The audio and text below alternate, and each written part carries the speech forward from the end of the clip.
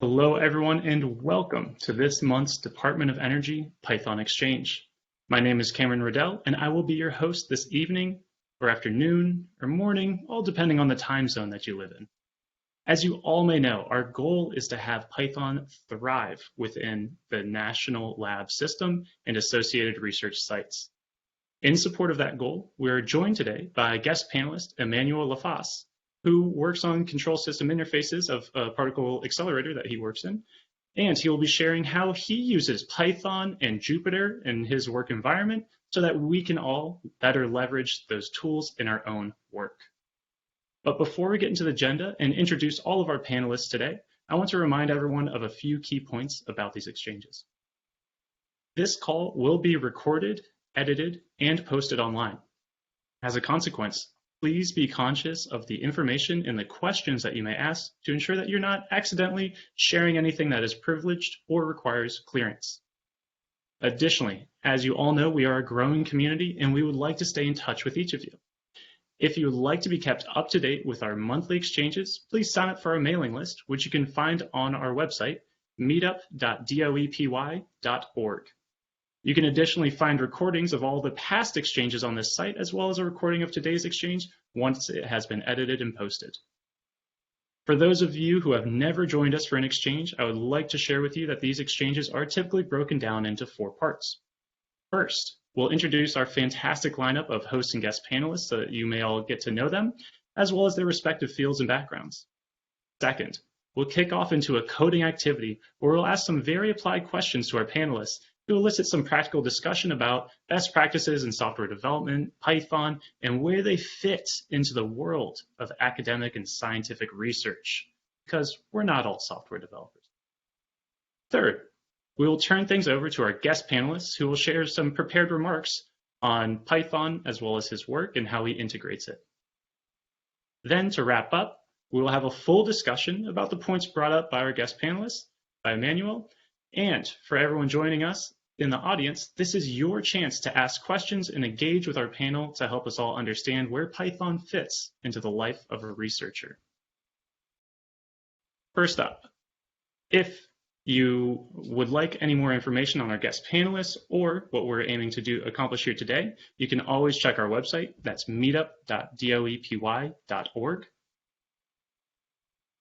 And for our host panelist lineup, we have myself. Hello, everyone. I am Cameron Riddell, and a common question that we ask each of our panelists is, what do you consider yourself an expert in, and what types of questions are you here to answer today? Well, I don't consider myself to be an expert in much. I have a background, surprisingly, in psychology, where I used to study human memory, and I love fielding questions, anything that has to do with Python, NumPy, Pandas at Scientific Stack, or Matplotlib.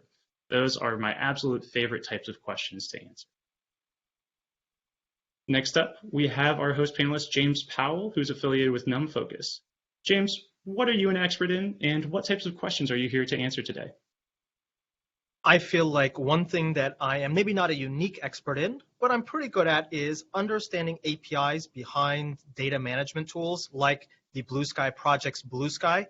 If you're using a tool like this at your light source and you want a little bit of additional guidance outside of what Tom and Dan can provide you, I think I have a pretty good handle of why these things are built the way they are. And if you want to build your own tools and you're curious, how do I learn lessons from these effective tools to build my own APIs? I'd love to answer any of those questions for you. Thank you very much, James. I'm excited to have you here with us today. Next up, we have Dan Allen from the Brookhaven National Laboratory. Dan, what are you an expert in, and what types of questions are you here to answer for us today? Yeah, I'm not sure I'm an expert in much of anything, really, but I'm trained as a physicist and have spent the last 7 years doing software development in the service of science, and happy to answer questions about building collaborative open source projects in a way that helps everybody get along and does something useful in a distributed way. Absolutely. Thank you so much, Dan, and thank you for your humble opinion. I'm sure many do consider you an expert. We're also joined by host panelist Matthew Carbone. Matt, what do you consider yourself to be an expert in, and what types of questions would you love to field for us today? Hi, everyone. Well, like Dan, it's the word expert's a little it's a little tough, feels a little weird, So, but my training is in theoretical condensed matter, and I do a lot of data-driven science. So, if you have questions about numerical scientific computing, machine learning, those types of things, then I can help with that. Fantastic. Thank you so much for joining us today, Matt. And moving right along, we're also joined by host panelist Tanny Chavez. Tanny works at Lawrence Berkeley National Lab. Tanny, what do you consider yourself an expert in, and what types of questions would you love to help us answer today? Well, my background is in machine learning and data science per se, and I really enjoy questions on how we can share tools like this or algorithms with a vast diversity or majority of scientists in different areas. So that'll be most interesting in hearing about. Fantastic. Thank you so much, Tanny. I'm very excited to hear your comments on what Emanuele has to share with us today. Now, we do have one more host panelist. We cannot forget about one of my favorite host panelists. They're all my favorites, of course, but we're also joined by Tom Caswell. Tom also works at BNL, along with Dan and Matt. We are joined by one more panelist with us today, and this is Jan Janssen. And now, if you have attended our past exchanges, Jan was actually a guest panelist with us, and today we invited him to be a panelist up on stage here with us. And so, Jan, I am curious, what brings you to these exchanges, and what do you consider yourself an expert in, and what would you like to help us answer today? Yeah, thank you very much for the introduction. I guess what brings me here is definitely the exchange, the collaborative environment that we experience at the labs, and also now beyond the labs, working on Python together. And I would say my own expertise, currently I'm very much looking into the MPI4Py package and really running Python programs on a parallel scale. And the other expertise is building complex workflows with a Python package that I developed, and then packaging Python modules using the CondaForge package managers. So those are the three parts I would see myself as. Absolutely. And thank you so much for all your work and effort you do contributing to open source and building packages for researchers to use and make their lives easier. We all truly appreciate it. Now, our guest panelist, who I've already shared with you, is Emanuele Laface. Emanuele joins us from Lund, Sweden, where he works at the European Spallation Source facility. Emanuele, what do you consider yourself to be an expert in, and what types of questions would you like to hear today? Hello, everyone. I am expert, I think so, in particle accelerators, and in particular, I am a specialist in modeling electromagnetic device to accelerate and focus proton beams, especially for hadrons machine. But in the last couple of years, I built from scratch a particle accelerator. So I end up in solving any kind of physics problem, especially from the point of view of the control room. This means quick and accurate problems through coding or modeling in complex environments. This is more or less my skill. And about question, everything that is from the physics to the control of a particle accelerator, for me, it's very interesting. And Emanuele, I'm curious, how often would you say you write Python? Every hour, every day. I definitely write Python all the time. From little problem, from solving mathematical problems, so even symbolic calculation, to numerical and very detailed data analysis. All the chain, let's say, it's a daily job. Fantastic. That is great to hear. And I think that should mean that you will have no problem with our upcoming game that James is preparing to present. For those of you in the audience who are unfamiliar, we always do a little coding game so that we can get our panelists all talking Python, sharing some of their thoughts and opinions on what is a best practice and why is it a best practice, and should I even care about a best practice? So James, I will turn things over to you to play our game for today. So today we have another coding activity ready for you. This coding activity is called When Do I Want? I'll share my screen with you and we'll jump right into it. And so you should now see my screen and I'll explain to you the rules of the game. When we are teaching scientists how to use Python, we're teaching them an enormous number of details. Oh, you need to be able to write functions with this and this syntax. And in Python 3.10, there's this new syntax. In 3.11, there's this even newer syntax. And we're just overwhelming them with all the things they have to learn, all the things they have to know. And so I wanted to do a little activity where I present each one of our panelists with a couple of things that you might want to put in front of a scientist, or they may have seen as part of their learning of Python, and answer them a question of, oh, you want to do that when, ... or don't worry about it until ... This is a relatively short game. We'll go through just 5 quick rounds. I'll start us off. Host panelists, feel free to jump on audio as you see fit. The very first question is, you teach the scientist, look, Python has dictionaries and sets and tuples and lists. And they come to you and say, when do I want a set or the tuple or the dictionary or the list? You gave me 4 things. I don't even know when I want one of those things.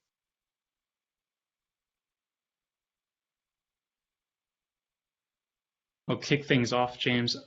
For one, I am a little offended you didn't put the parentheses around the tuple. It works all the same, but when would I want to use a set or a tuple? Well, mechanically, I can speak that the set, right, is an unordered list, or unordered collection, I should say, of unique objects. And so maybe I'll want a set when I don't care about the ordering, but 2, I'm only interested in non-repeated, unique-only values. Matthew, did you want to chime in with when you want the set or the tuple, or maybe the dictionary or the list? 4 options. They got to pick one. Sure. I can throw in a comment about the tuple. It's immutable, so once you make it, you don't get to change it. So if you want to, have a dare I say, a set of values, but I don't mean set in the proper sense, but I can't. There's like no way to describe without talking about some other Python object, right? But just a grouping, right, of objects in one bigger group that you can't change. That would be another reason to use a tuple. Good. Any other host panelists want to give this a try, or shall we move on to the next round? Well, I would say that first, Emanuele.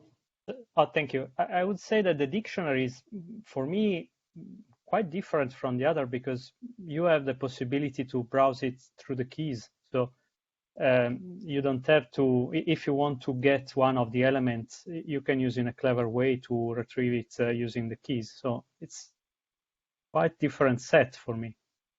So every time you want some kind of lookup or you have 2 pieces of data where one is used to look at the other? Yeah. Jan, did you have a comment that you wanted to share? Yeah, so in similar direction. So I would say you can even use a dictionary for points where many people would start to write the first classes in the examples, right? So because the dictionary is so versatile, in many ways, it's easier to just store it as a dictionary rather than starting with your own class and building all this infrastructure. So I'm a big fan of the dictionaries in Python. So maybe for simple data structuring, don't do all the complexity of a class. Don't worry about that just yet. Focus on maybe tuples, name tuples, and maybe. Let's take a look at our next round. When do I want NumPy or Xarray? You already showed me lists in Python. I can store data in that. When do I want these 2 tools? And especially some of our Xarray users, I think would be very helpful to answer, when do I want Xarray and not NumPy? I think whether it's necessary to be labeled or not. So if something within these n-dimensional arrays is relevant to have or to integrate the labels within them. For example, let's say a time series dimensional array. In that case, the next array will be a little bit more, it will be a lot more suitable for that type of data, but it will only, in my opinion, it will come down to what we're trying to store and how we like to access it. I'm curious, Danny or our colleagues at BNL, are there situations when Xarray isn't strictly better than a NumPy array? So if you don't have an index that has meaningful values in it that aren't different than the bin position, then a NumPy array is as good as an Xarray. However, if you know what your dimensions of your array are, and want to be able to select on those values, an X-array is much more powerful. Tom, what's a common situation where an X-array data array will really improve somebody's interaction with their data, where a NumPy and D array will leave them confused? What's a simple example? I mean, the strongest example for X-array is going to be geospatial or climate data, where your dimensions are latitude and longitude. And if you ever ended up accidentally transposing that and it's just a NumPy array, you could add an n by m array together to another n by m array, and the data isn't going to, you're going to get nonsense because you just added the wrong things. Whereas an X-array can know which one's lat and which one's long, it will make sure it's added correctly. Similarly, if you want to resample on an external coordinate system, X-array has very nice tools for doing that resampling in a way that you'd have to write a significant amount of code on just a straight NumPy array to manage yourself. Anybody want to chime in with any possibilities where an X-array is worse than a NumPy and D array? Or is it the case where it's just not that much more useful? I think it's heavier in terms of the things you need to import. X-array depends on pandas, and it takes a long time to install that and some time to import it. So NumPy is going to be faster and lighter. It's conceptually lighter, which also helps. More people have heard of NumPy and are more comfortable with it than X-array. And finally, it's more portable. If you send an X-array into Matplotlib, it will convert itself into a NumPy array. So at least it's interoperable. X-array is interoperable with anything that can take NumPy, but it interoperates by just sort of downgrading itself into a NumPy array. And if you're mostly going to be working with scikit-image or scikit-learn or Matplotlib, at least as these things are written now, you might as well work with NumPy array because that's what they're going to see. Cameron, go ahead, Emanuele. There is also the other fact that NumPy is very well established in many other libraries. So, for example, when you interact with other code like C or Java or whatever, many of those comes out with structures that are NumPy in general, or when you get the data from another code. So maybe also in terms of compatibility with other tool, NumPy in general is much more used. And Cameron, any final thoughts on this? Maybe when you do not want a NumPy array, maybe if the data is growing, what do you think? I mean, when you're dealing with growing data, you're going to run into issues with both of these because they don't append well. And what all that means is when you want to grow a NumPy and D array, you can't actually grow it kind of in the canonical sense. You actually have to over-allocate a new NumPy and D array, copy all of the old data in, and then add in your new data in and append operation. So when I'm dealing with growing data, I would reach for something like a Python list. It's a little bit more optimized for growing in size and resizing itself. Perfect. Let's move on to round 3. When do I want to write a function? I mean, I'm good enough at just cutting and pasting things, making my scripts really, really long. Matthew, when do I actually want to write a function? Whenever you have to reuse code. That's the zeroth order answer, right? Very good. I'll also add, I like functions because they're so easy to document, so I can always remind myself 10 days from now what this thing is doing. But yeah, I mean, the general answer is when you need to reuse code, right? You have an operation that takes in some inputs and gives you some outputs, or even does something in place, right? And you want to use it more than once, then a function is the way to go. Here's the counter question. That sounds easy enough. When do I not want to write a function? I know when I want to write a function. Are there cases when I don't want to write one? Panelists? Yeah, maybe you don't want your functions to be too small. So some people have the tendency to break down things to very small objects and have like 10 different functions which do more or less the same, just return slightly different data types. So sometimes I feel it's like make a function that has a clear input and a clear output, and then reuse this function rather than writing additional functions which more or less do the same.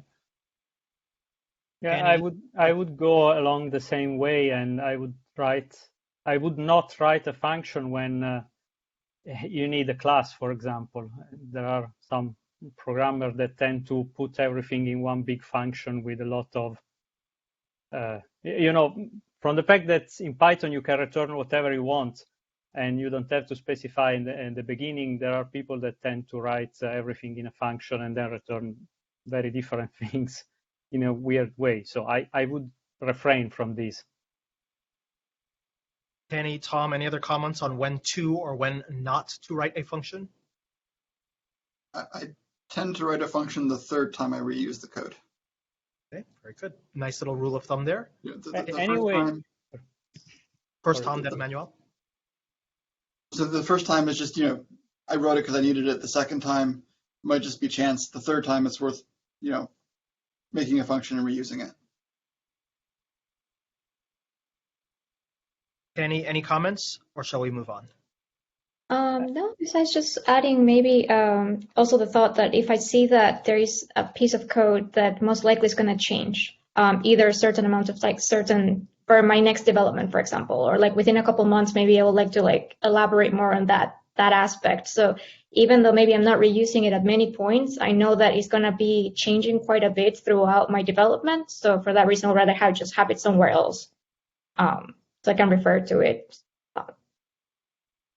So there we go. It's about establishing a single source of truth that you can change in one place and it changes everywhere. Fantastic. Let us move on to our fourth and almost final round. Great, we're writing functions. But what about this thing that you just taught me about, the decorator? When do I want to write a decorator? And when do I want to use a decorator that somebody else wrote?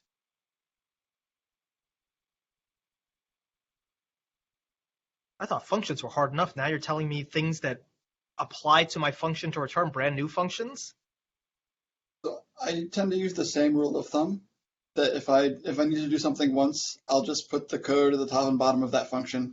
Typically, if you're using a decorator lets you add logic before and after the body runs. So if I just need it once, I'll just put them in that function. The second time, I'll start to think about it, but probably not worth the overhead of actually making one. And the third time, I've copy and pasted the same code 2 places. Then I make the decorator and go back and refactor.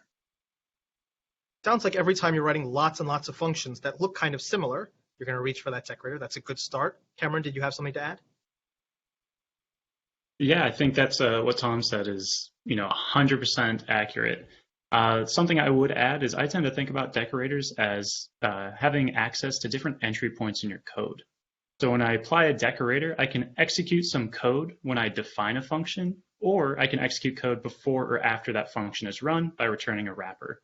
And so maybe if I want something like a registration pattern, and if you've ever used Flask, you've seen this with the @app.route and other common metrics, things like PyTest also use decorators in this fashion, where all we're doing is we attach this decorator to a function, and we're just registering it to some central location so that we can automate the call of that function, something like you would do with PyTest.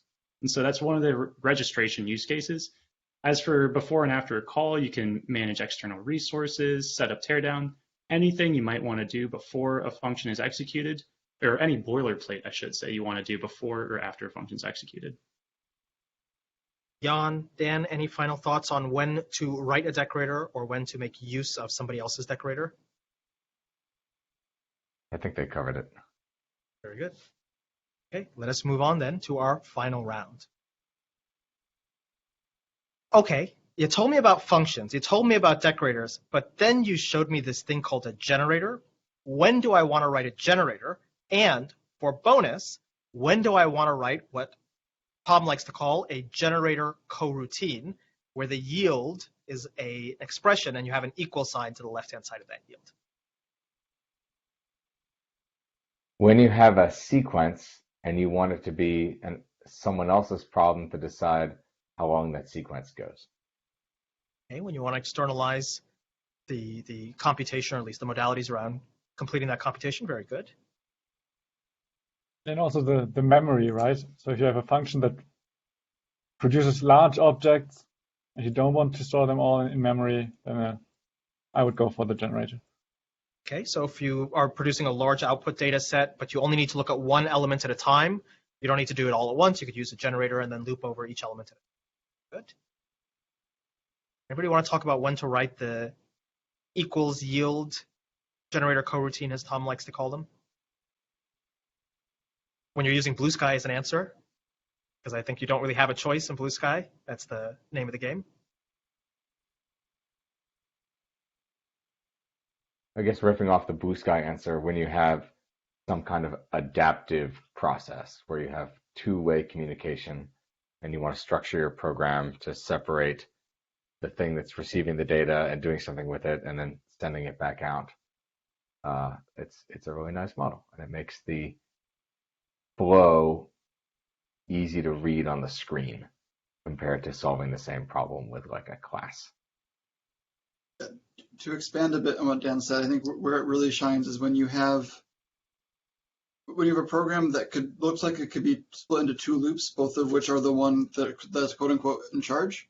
And the classic case where coroutines were introduced were for the case of parsing a text file.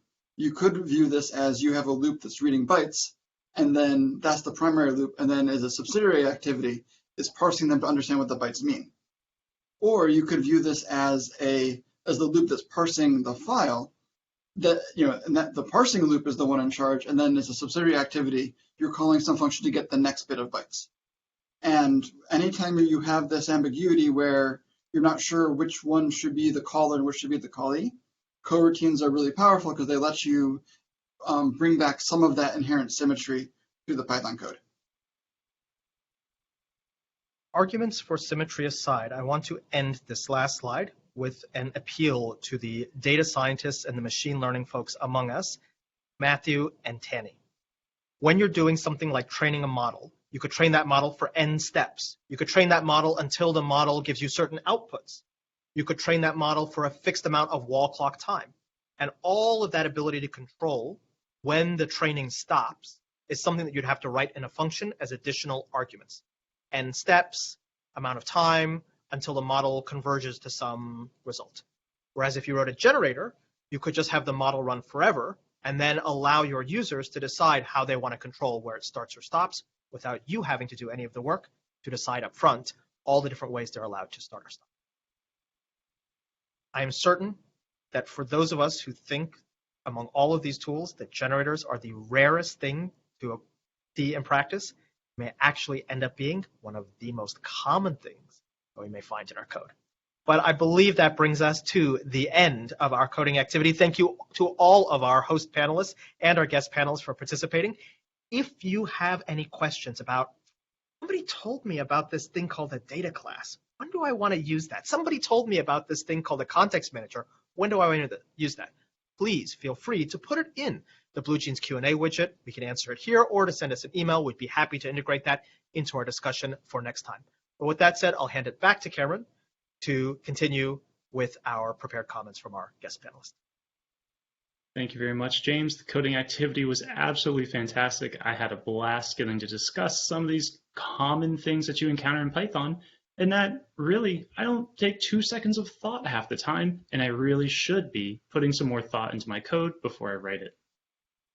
With our coding activity done, we will now have Emanuele take over and share his comments and thoughts on how he uses Python in his own work. And so, Emanuele, you can go ahead, share your screen with us, and get us started. Thank you.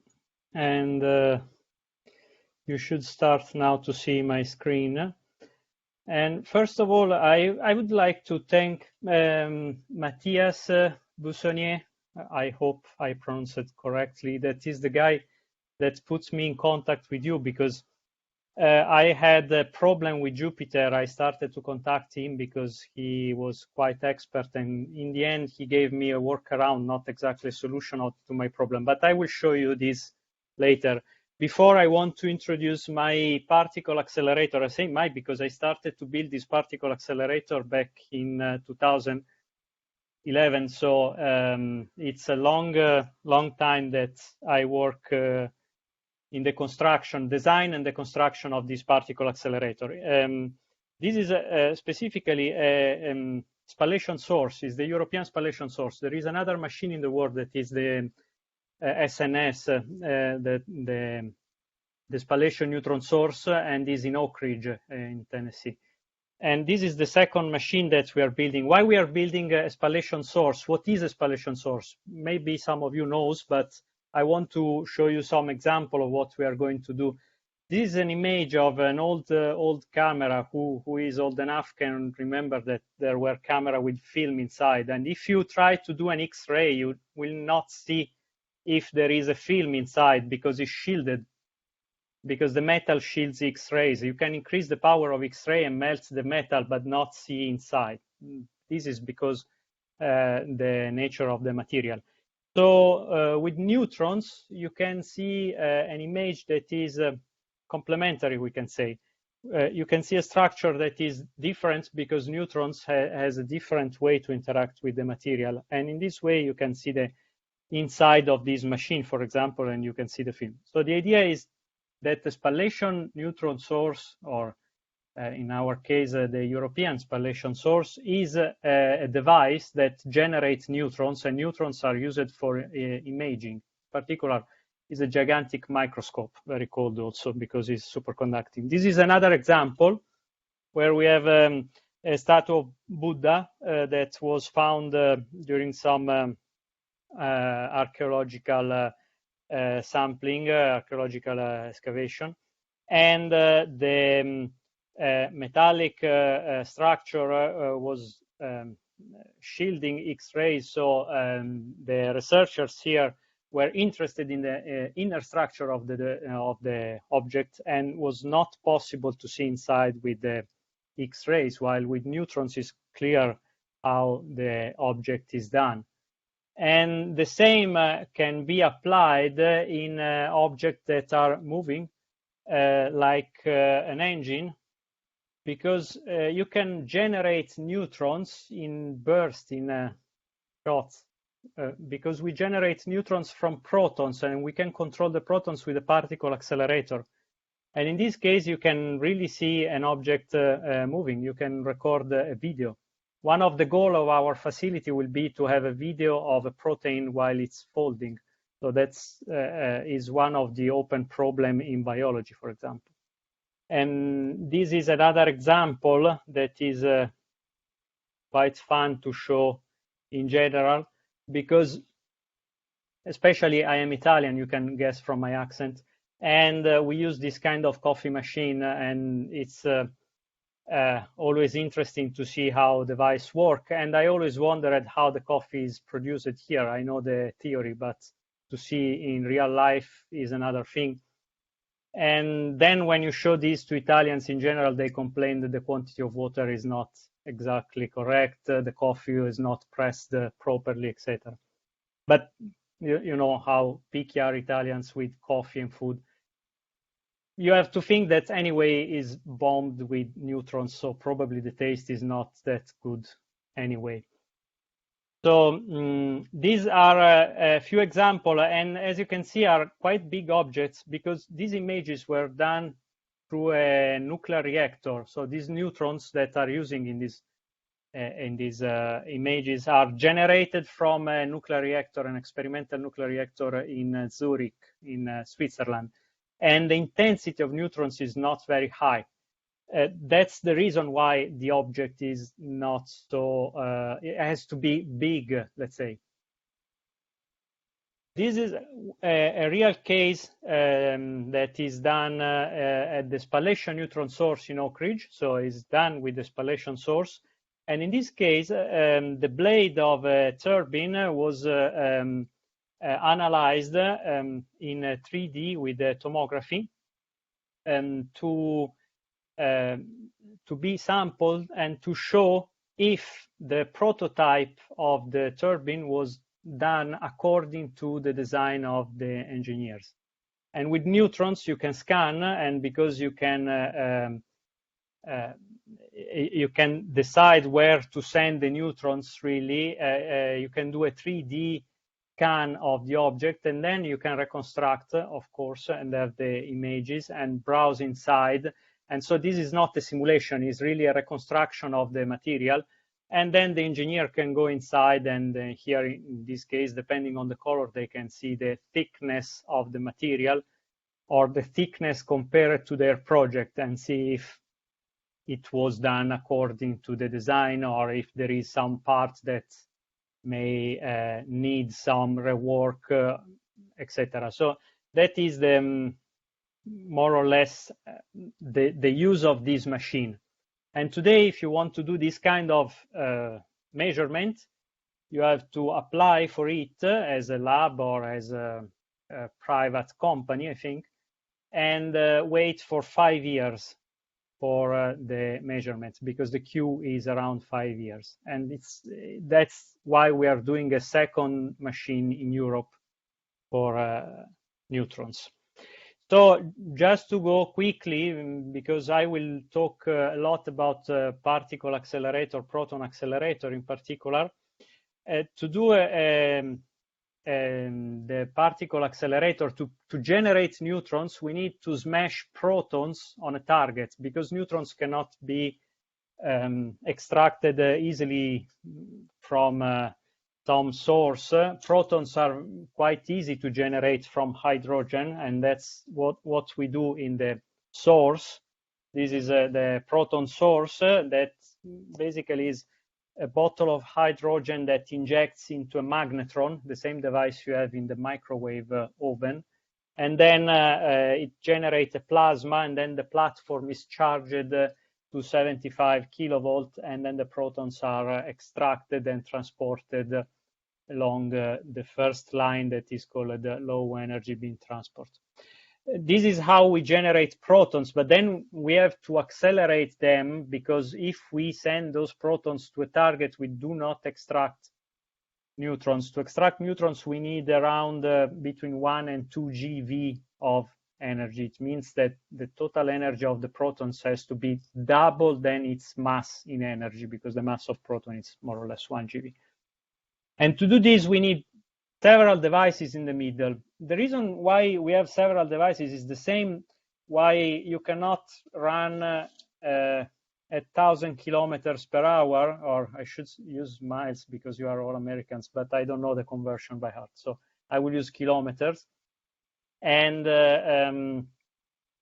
when you want to run 10 kilometers per hour, you can simply run. If you want to go to 100 kilometers per hour, you need a car. If you want to go to 1,000 kilometers per hour, you need an airplane. And this is exactly the same with particles, because the devices to accelerate particle in different regime are completely different. For example, at low energy, we use the radio frequency quadrupole. I will return on this because I have a measurement to show on this. Then we have devices to focus the beam and keep it in the pipe. Otherwise, the beam tends to go everywhere. And we accelerate again with a structure that is we call drift tube LINAC. Is an electromagnetic structure that couples an electromagnetic field in this tube with this little aperture that we call drift. This device was invented by the same guy that discovered that the dinosaurs were killed by an asteroid. It's quite an interesting story. If someone is interested, in the end I can explain. He got the Nobel Prize, but for another thing, the bubble chamber that is used to track particles in the detectors. But he invented also the drift tube LINAC, or a structure that was called Alvarez structure. His name was Alvarez, and his son was a geologist, and he helped him in developing the theory of the asteroids for dinosaurs extinction.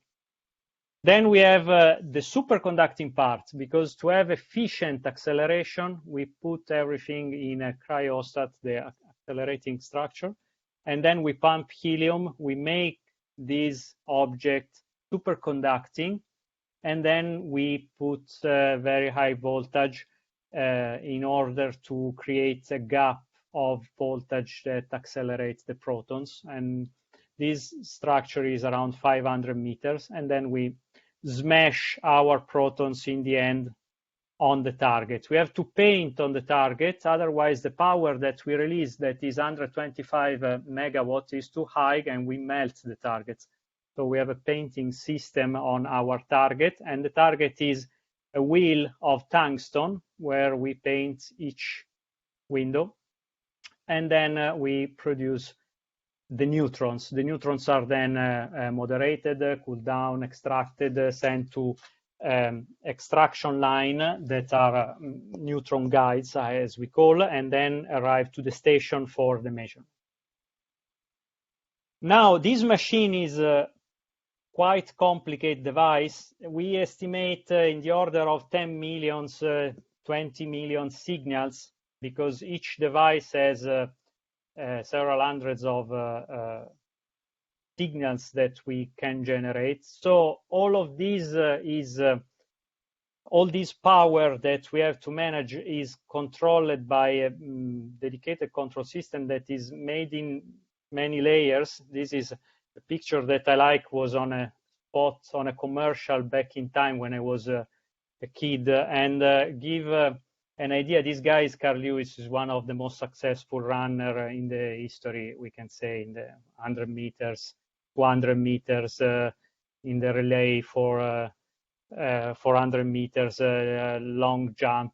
He won everything, but the advertisers say that if you do not have control, all this power is useless. And our control, this is our sight from top, and the control is divided in several layers. Let's say from quite fast control that is based on FPGA and enters to protect the machine, basically. We have even another control that is for personal safety, but that one is, let's say, separate by all of these.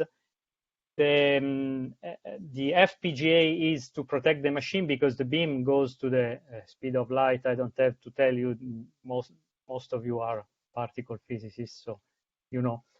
And so we need a very quick system to protect the accelerator if we have some loss, if we lose the superconductivity, or if we have some other issue. Then there is a slow system of control that is the one used by the operators, and mainly our coding, our Python coding goes there. So the main interface that we have is EPIX. EPIX is a protocol that was invented, I think, in the Argonne laboratory. Here are some of the participants. I think it's from the Argonne. And that protocol is an abstraction of all these signals. It's based on what we call IOC, or can be PLC, or can be FPGA, or can be some Linux machine. And then the protocol is abstracted and it's transported through a network to the system that archive data, search for data, analyze the data, and makes other data analysis live. The main role of the main activity that I do in this lab is to do the online activity for the accelerator. It means to simulate the accelerator when it's live, to suggest to the operator what to do and how to help the operator to change the parameters of the machine, working directly on the control system. For this reason, we use several tools, but Python is a large part of it. Then the next part that is for Python is the data analysis, so online and offline. And I go now with a few examples of these that I want to show you. And I will try something that we should never try in a real life, because you know, whenever you want to run some example, in general it fails. So what I run here is really from our control system right now, and I hope it will work. If it doesn't work, is because as any demo, when you try to show things, in general it shouldn't work, because this is how computing is in real life. So if you have questions, stop me, ask me. There is no, we can have even some conversation. What I show you now is something that I use very frequently. And I want to show you because it's a quite strange use case.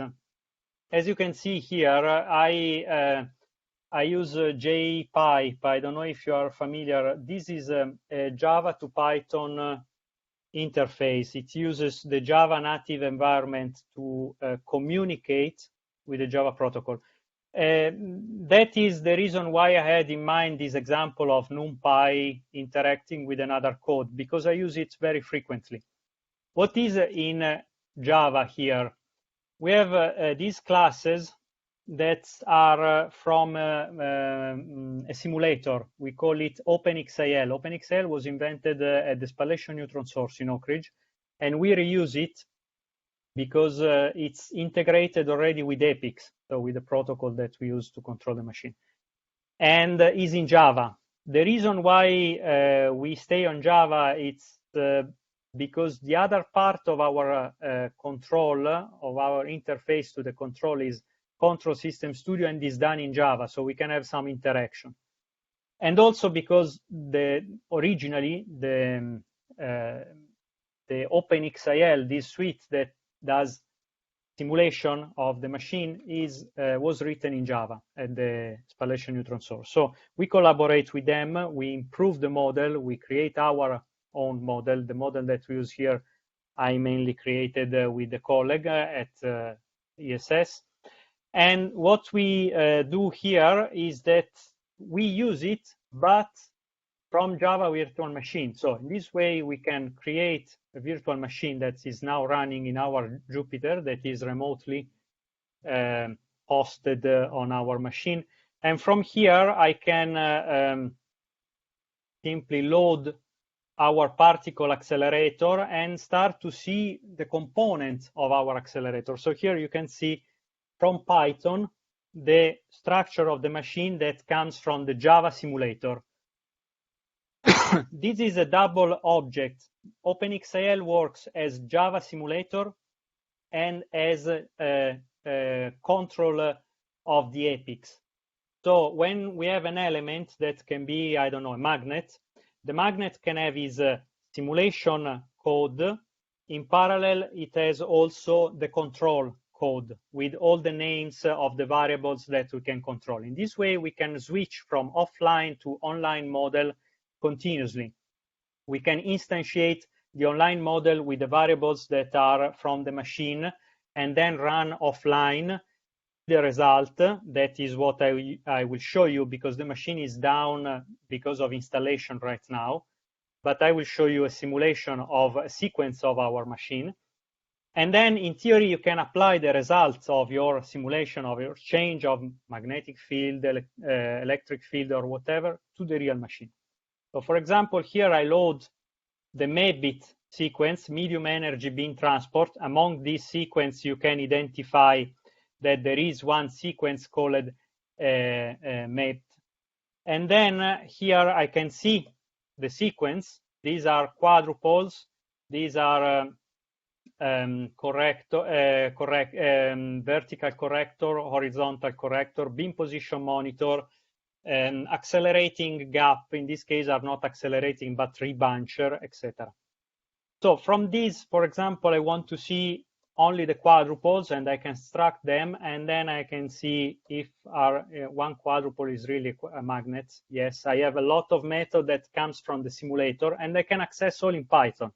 So this is very practical if we want to prototype and work with the simulator from the control room or even from home, as I am doing now.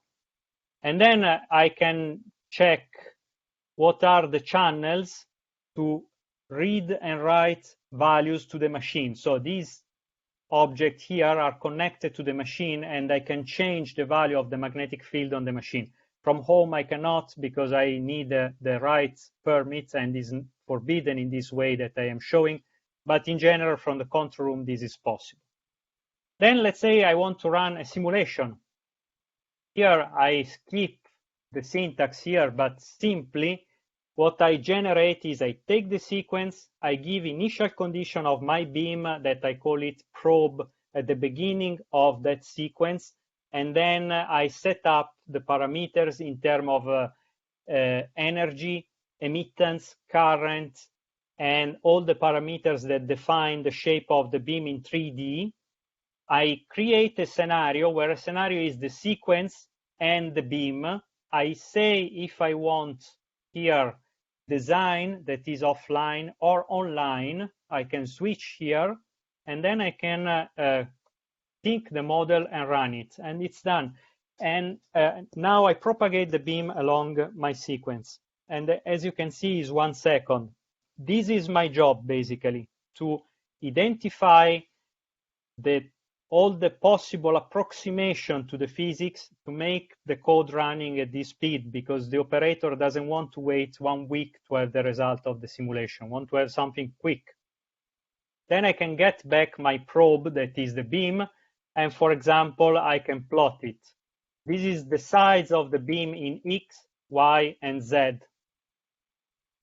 And on top of this, for example, one thing that is quite interesting with Python and Jupyter especially is that we can do it interactively, for example.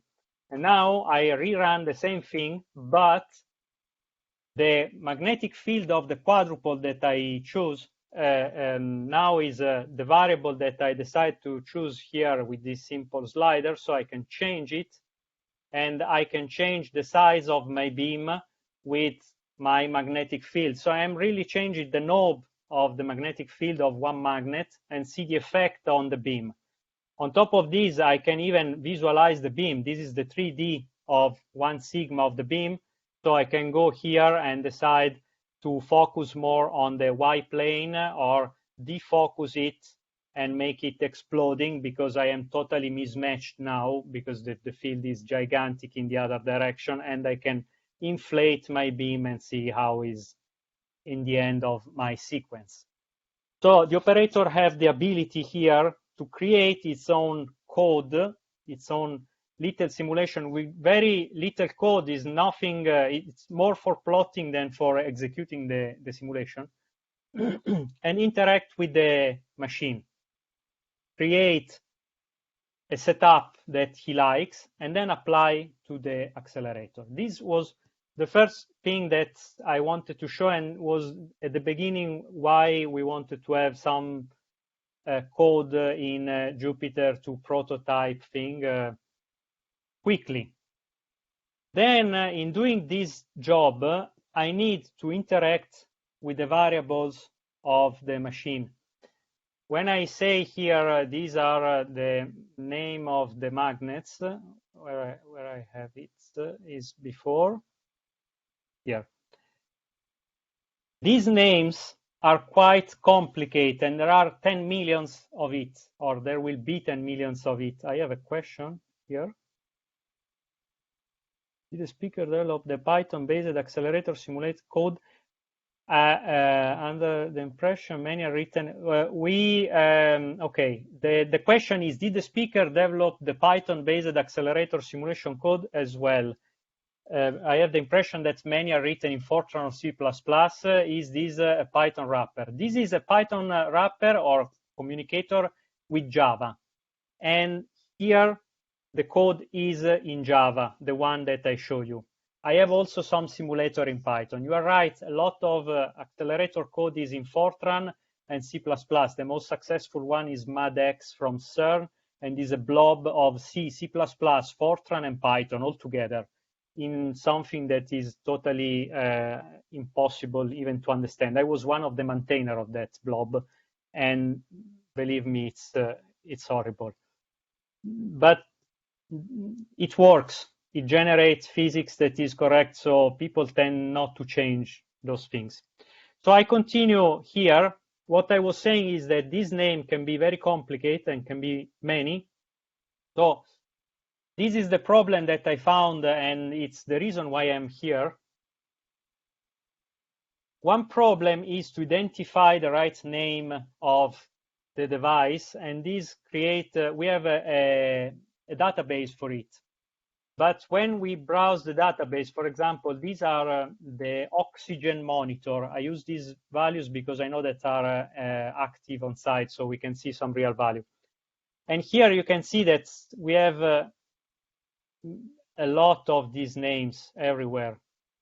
When I search for a name, and then I have to remember that is ODH, oxygen depletion hazard, minus O2.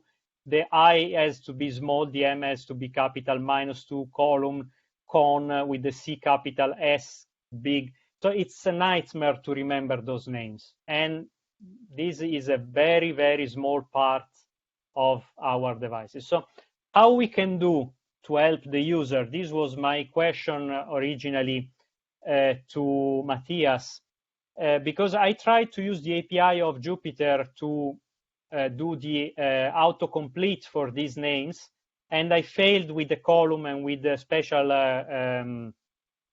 letters. So in the end, we end up to this workaround. I can explain it, but I think if I give you the code is even better.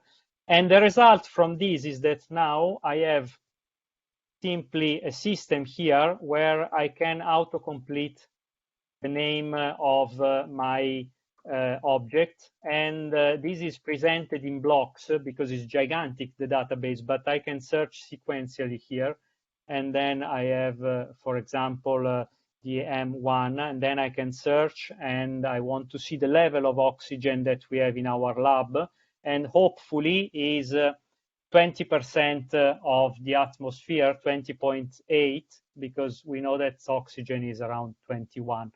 And so this was mainly the part of code that I needed to help the user. Now this is fully integrated in our Jupyter, so every time you start something, you can complete with the name of the variables, and you can use them if you need to know exactly which object you are looking for as string. This is connected to our database. It communicates, get the first part of the name, and gives everything to the user. And this now is very valuable, and we are using in all the system basically. So that is the second example of Python that is pure code here. The functionality in terms of physics is nothing, but is purely a code to help the user to get the variable of the machine quickly and in a safe way without typing all the capital and small letter. And then the last thing that I can show you in Python here is a completely different thing that is not a simulation, is not is not pure code, but is data analysis. That is the third big area where we use Python. In this case, what I show you is something that we did recently. We published a paper on it. Basically, we from the RFQ, the radio frequency quadrupole, the first object all in copper that I show you, we started to put some power without the beam, but we wanted to know the acceleration of this device, how much field it generates. And without the beam, we have no instrumentation inside. So what we did was to exploit the fact that while you power it, some electron is released inside. The electron travel inside the device, hit the object, and generate an X-ray. And the energy of the X-ray tends to be the energy of the acceleration. So from, or the voltage, let's say, so from the device that, from powering the device and from these electrons that are generated by the surface, we were able to estimate from the energy of the X-rays released outside the device, we were able to estimate the power of the device. And here is all the calibration of the X-ray device, and then the data that we acquired for months. And then I created a simple interface to read the file that comes from the instrument. And from this file, we can, for example, set up some parameter here and there and have a plot that gives the raw data of the count of the energy of the X-ray released by the device, by the electrons inside. We can average it and the slope is the Bremsstrahlung of energy from the X-rays generated from the electrons, and the limit of the linear part is more or less the energy of our device. So we know, for example, here that we were accelerating at more or less 99 kilo electron volts.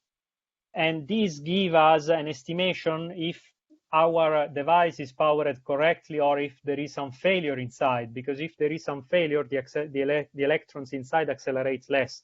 So it's an indirect measurement of our object without exploiting any measurement device of the device itself. We were using an external X-ray monitor. This is the device that was powered. The electrons were released here inside the chamber.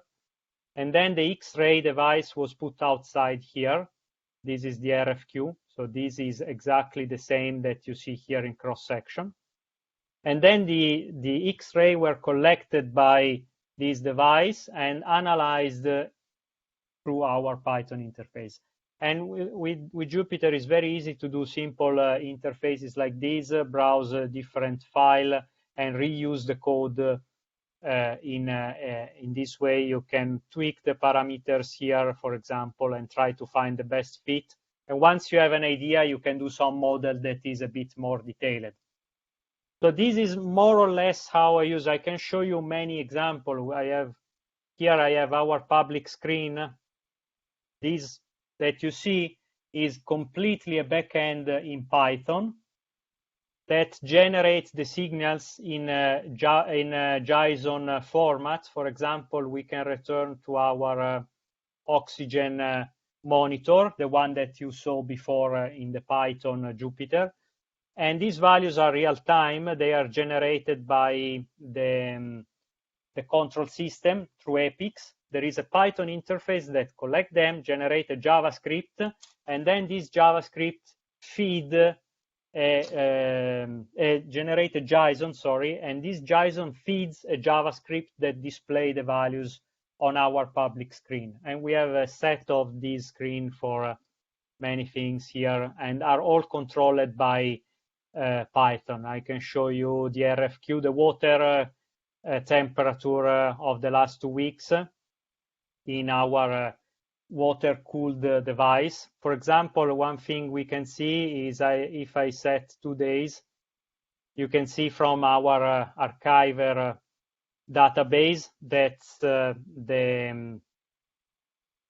the temperature of our water goes up and down depending on the moment of the day, because of course during the night everything is colder, and even the water, even if it's stable and controlled, even the water has some change between 23.75 to 24 degrees. So you can see when it's night and day in this weird way. So Python is ubiquitous to our system, and it's really everywhere in our daily life. All the tools that you see here that I presented here, more or less I wrote them. So to answer to the question how much Python, you can imagine I have also a notification system that is all the backend is written in Python, then the application are written in mobile, Swift or Java or whatever. So this was more or less what I wanted to present. Then I was not exactly sure about what was your interest. So I am open to a discussion, question, or whatever you want to know about our particle accelerator. Yeah, thank you so much, Emanuele. And I'd like to invite our panelists back up and open the floor for any questions that you may have. That web interface that you showed at the end was really cool. It's neat to see modern tools mashed up with epics that's been with us since the late 80s or early 90s, depending on how you want to count it. Yeah. Well, epics for me was the real painful thing, because we started with the epics 3, and it's really a nightmare to have it running properly, especially outside the technical network. So to the gateway, as they call it. The gateway are really objects very old in the structure, and they hangs every time someone is throwing too many data. Are really crap piece of code, I would say.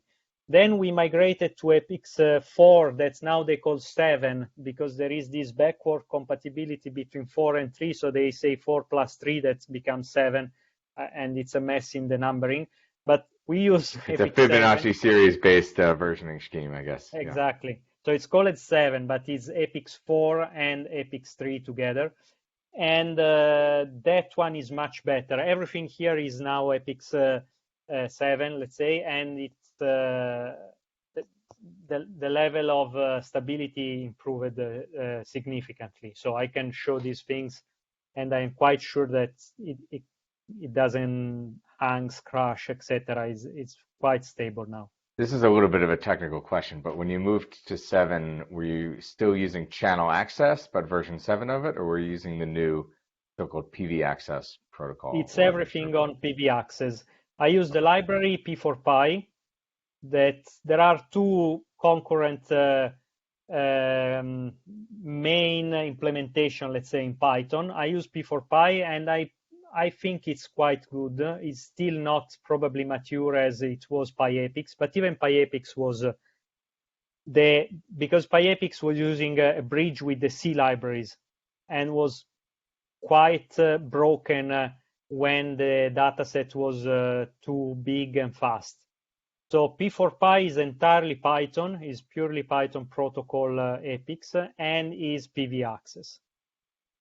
And it's great, especially because we work even with tables that are complicated objects now that we can implement in EPIX 4 specifically. For example, the timing of our machine is designed as EPIX table now. So we use everything in PV access. One last question about the web demo. Did you say JSON was generated by the backend or Jython? I couldn't tell which word you said. JSON, I can show you. Okay, that makes more sense. Give me a second that I can show you how it works, this system. I go back to share my screen. So let's do for the oxygen that is a live measurement.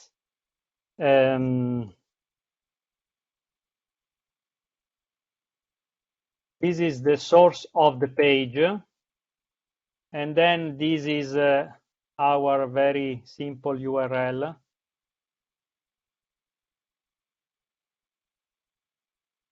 And this is the result of this URL. I implemented really a translation between the get and the page. Here you can find the values that you see in the oxygen monitor. So you have all the values here, and for example, this monitor has the value of 20. Can you? It's okay. The screen. Can you read it? Yes. And you can have the timestamp and everything. All the details of that variable is presented as JSON, and then the front end is analyzing this data and producing the page.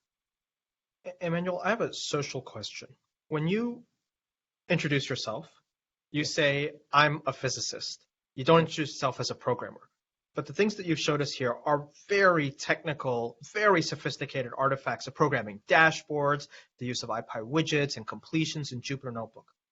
When you bring on a new person into your lab, maybe a postdoc or another scientist, and they have that same attitude of, I'm a scientist, not a programmer, how do you motivate them to be willing to do things at a level of sophistication that you showed us? This is a quite complicated question in the sense that, well, there is a thing. I am by studies a physicist. I am even a theoretical physicist in my master. Then I did accelerators for the PhD. But I started coding when I was 8 with the Commodore 64. You know, probably other people here started with basic Commodore 64, playing with the Amiga. learning C from Kerning and Ricci with a very old Intel machine, etc. So coding was along the way all the time, coding, hacking. I wrote even kernel modules when Linux was out in the beta. So I have a background that is a bit strange because I don't know how to give this to a student or to a postdoc. It's complicated. But my idea is that in theory, coding should be done by professional coders today, because probably when I started and when an entire generation of physicists started, they were also the coder. Today, there are professionals that studied how to code, and in general, I tend to prototype and then to give to some expert to make it clean and to maintain it and to use it properly. Then this is a mixed job, because if I know how to do something, I tend also to implement it. So it's difficult. What I try to do is to assist someone that starts to write the code and try to help and see that things are done in the correct way. But then my attitude is always, look, ask to the expert. Try to stay on track, not start with a broken window. Try to make things step by step. And when the code starts to become quite big, it's better to have a review on it. But then, you know, the process is always complicated. The line between physicist and someone that starts to write professional code is very, very tiny, and it's very easy to cross in all the directions. You basically convey to them that, look, you're going to end up having to do this anyway, might as well figure out how to do it right, figure out how to, you know, come to terms with it. Yeah. Fantastic. Any other final questions before we get wrapped up here? I notice we are at time. I would have one question. It's like, how do you run your infrastructure? So is it the Jupyter notebooks, were they running on your laptop, or is this like a central server where many people interact, like Jupyter Hub, or how do you do this on the Python side? At the moment, the one that I show you is on our infrastructure, so it runs in our data center and is a Docker where there are images for each users. So I am isolated in my Docker. I can do whatever I want. The resources are allocated to me, and then I share the real machine with other people, and there are several virtual environments where the user can play around. Then I have also a local installation if I need it for prototype on my laptop. I also use Jupyter on the machine. But let's say that this instance that you saw is a duplication between technical and public network. So on public network, I can do exactly what you saw. And I have an exact copy of what I did in the technical network. And when I am in the control room, I can use it and even write on the PV. So I can play with the real machine. But that is isolated, and only the file system is duplicated in the way that I have the same Jupyter. So I can prepare it at home, in the office, whatever, and then I can go in the control room and execute it in the real machine. Okay, very interesting. With access control and everything. Thanks for sharing. And we do have one final question from the audience, and this was in the event chat. It says, "Hi, Emanuele. I was wondering how you built the interface. It looks like real-time operating data saved in JSON." And they guess that their question is, how was the interface or front end built? Is it HTML and CSS or built using some other Python package? Okay. Probably you mean the public screen, the greenish one, is correct? That's what I'm envisioning, but I'll let you know if they respond.